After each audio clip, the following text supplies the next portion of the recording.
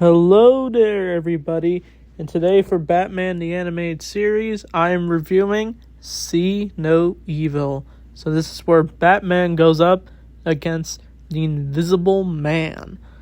Well, a crook who stole invisible tech. But it's really about a relationship between him and his younger daughter, which the mother does not allow him to see because he has a criminal record and he's on parole, but she wants nothing to do with him and for the daughter to not be near him at all. But apparently he visits her in an invisible suit and pretends to be her imaginary friend. But this is where Batman comes into play because the man also ends up stealing a bunch of jewels while Bruce is trying to buy a watch. And so he suits up in the bathroom as Batman and he follows the man out in an alley, and it leads to a fight between the two.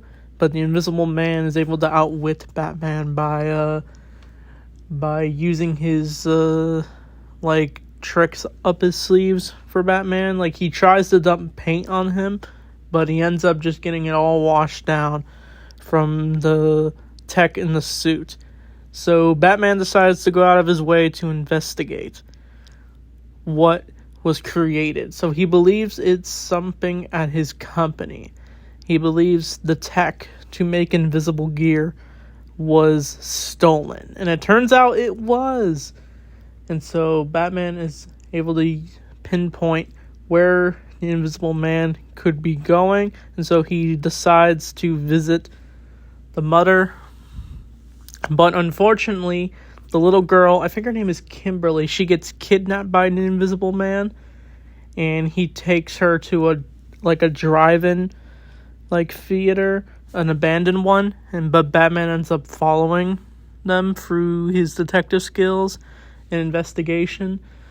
And he's able to track him down, and he takes him down, and it leads to a big goose chase. But Batman ends up taking him down by knocking down a waterfall over him and finally destroying the tech. And he's able to take it back and take the man to jail. But Batman pays a visit to Kimberly, and even the mother checks in on her, thinking she's talking to her imaginary friend again, but she says it was Batman this time. It even leaves her a little worried for her daughter, but the two comfort each other, and Batman stares into the night knowing that he has saved Kimberly from her dad. So, See No Evil is definitely an interesting episode for sure. I like the change of pace of the villains in this episode. We don't get the villains we usually see. We get a crook who's into turning himself invisible, and it's interesting.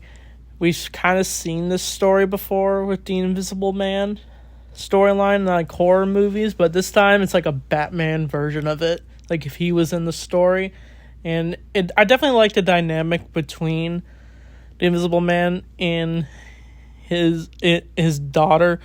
You kind of feel like he wants to be there for his daughter, but he's going about it the wrong way by committing various crimes. And even when she finds out that it's him, she immediately runs away and tells him that she's not allowed to talk to him at all.